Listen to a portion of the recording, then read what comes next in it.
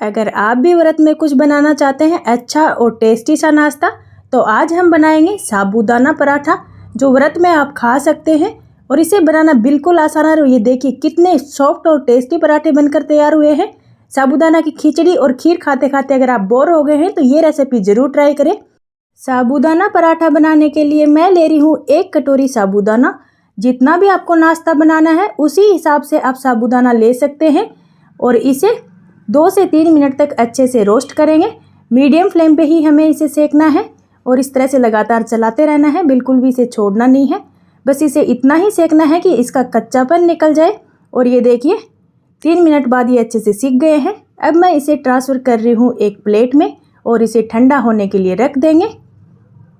और जब साबूदाना ठंडा हो जाए तो इसे ऐड करेंगे एक ग्राइंडिंग जार में, क्योंकि हमें इसका बनाना है एक फ़ाइन पाउडर, बिल्कुल बारीक।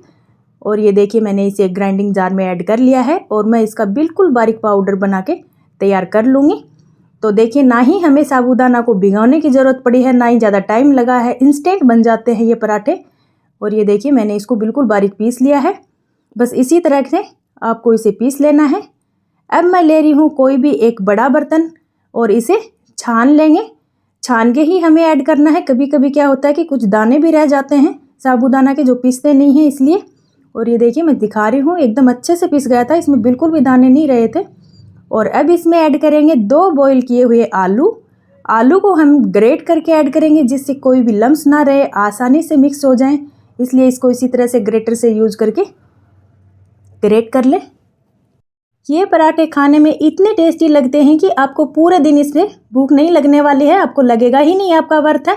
अब मैं ले रही हूँ 1 छोटा टुकड़ा अदरक का, 2 बारीक कटी हुई हरी मिर्च और इसी के साथ 1 चम्मच जीरा। और इनको इस तरह से दरदरा कूट के एक पेस्ट सा बना के तैयार कर लेंगे। और ये देखिए मैंने इसे कूट लिया है। आप चाहे तो ग्राइंडिंग जार में भी कर सकते हैं, लेकिन इससे ज़्यादा अच्छा टेस्ट आता है। और ये ऑलमोस्ट 1.5 चम्मच है, तो इसको भी इसमें ऐड कर लेंगे। अब मैं इसमें ऐड कर रही हूँ स्वाद अनुसार नमक, कम या ज़्यादा जैसा भी आपको पसंद है। ये व्रत वाला नमक है। और एक बार चम्मच से सारी चीज़ों को हम मिला लेंगे। बहुत ज़्यादा मसाले हम इसमें ऐड नहीं करेंगे, इससे ही ये ज़्यादा टेस्टी लगेंगे। देखना आप ज़रूर ट्राई करना ये रेसिपी। आप ये रेसिपी कहाँ से देख रहे हैं कमेंट बॉक्स में कमेंट करके ज़रूर बताना। और अब हाथ से इसका एक डो बना के तैयार कर लेंगे। पहले मैं इसे ऐसे ही मिक्स कर रही हूँ। पानी हमें थोड़ा थोड़ा करके ऐड करना है, जितनी भी रिक्वायरमेंट लगे।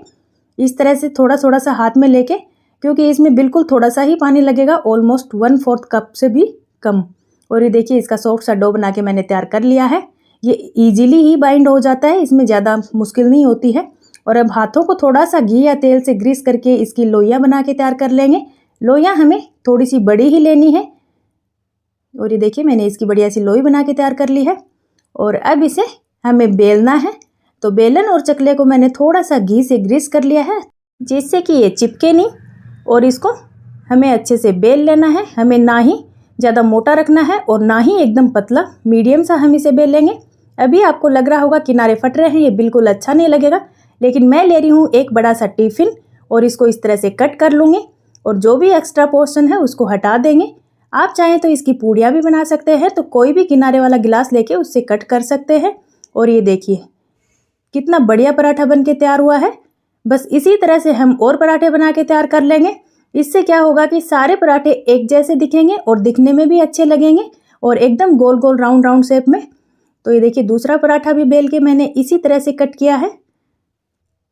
बस इसी तरह से आप सारे पराठों को बना लें। ये रेसिपी बनाना भी आसान है और ना ही ज़्यादा इसमें टाइम लगता है, क्योंकि हमें साबूदाना को जब भिगो के रखते हैं तो कम से कम 3-3.5 घंटे हमें उन्हें भिगो के रखना पड़ता है। तो इसे आप इंस्टेंट बना सकते हैं। और ये देखिए सारे पराठे मैंने बेल के तैयार कर लिए हैं। अब हम इन्हें सेकेंगे। तो कोई भी फ्राई पैन या तवा ले लें। पहले हमें इसे घी से ग्रीस नहीं करना है, एक साइड से हम ऐसे ही सेकेंगे। और जब एक साइड से पराठा सिक जाए तो दूसरी साइड से इसे पलट देंगे और इसे ऊपर से घी लगा देंगे। बिल्कुल देसी घी का यूज़ किया है, जिसमें बढ़िया सा टेस्ट आए। और दूसरी साइड से पलट कर भी इसमें घी लगा देंगे। बस दोनों साइड से इसी तरह से उलट पुलट करते हुए हम इसे अच्छे से सेक लेंगे। और ये बहुत ही जल्दी सिक जाते हैं। ये बहुत बड़ा फ्राई पैन है, तो आप चाहें तो इसमें 3 पराठे एक साथ सेक सकते हैं। बस ये मैंने दिखाने के लिए इस तरह से एक एक सेक रही हूँ, जिससे आप अच्छे से इसको देख पाएँ। और ये देखिए दोनों साइड से मैंने पराठे को सेक लिया है। मैं आपको पास से दिखा रही हूँ कितना बढ़िया पराठा बन के तैयार हुआ है। लग रहा है ना टेस्टी। इसी तरह से मैं दूसरा पराठा सेक लूँगी। आप ये पराठे दही या हरी चटनी के साथ इंजॉय करें, बहुत ही ज़्यादा टेस्टी लगते हैं और पूरा दिन आपको भूख नहीं लगेगी, बिल्कुल भी थकान या कमज़ोरी नहीं लगेगी। क्योंकि जब भी व्रत होता है तो घर का काम तो हमें करना ही होता है, तो लगता है कि अब भूख लग गई है, अब थक गए हैं। तो आप ये रेसिपी ट्राई करना, ये खाने में भी टेस्टी लगती है। ऐसे ही लगेगा जैसे आपने खाना ही खा लिया है प्रॉपर। और इसे भी मैं अच्छे से घी से ग्रीस करके दोनों साइड से सेक लूँगी। और ये देखिए ये पराठा भी सिक कर तैयार है। कितना अच्छा लग रहा है देखने में ही, बहुत ही टेस्टी और यमी पराठा बना है। बस इसी तरह से मैंने सारे पराठे बना के तैयार कर लिए हैं। मैं इसे एक प्लेट में ट्रांसफ़र कर रही हूँ।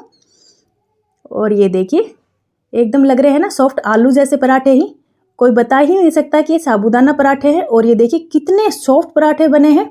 मैं आपको तोड़ के दिखाती हूँ। एकदम टेस्टी और सॉफ्ट पराठे, देख के ही मज़ा आ गया होगा। खाने में भी उतने ही टेस्टी हैं जितना बनाना आसान है इनको। ये रेसिपी आप ज़रूर ट्राई करना, आपको डेफिनेटली पसंद आने वाली है। और अगर मेरी रेसिपी आपको पसंद आई हो तो चैनल को लाइक शेयर एंड सब्सक्राइब ज़रूर करना। हाइप का बटन दबाना मत भूलना।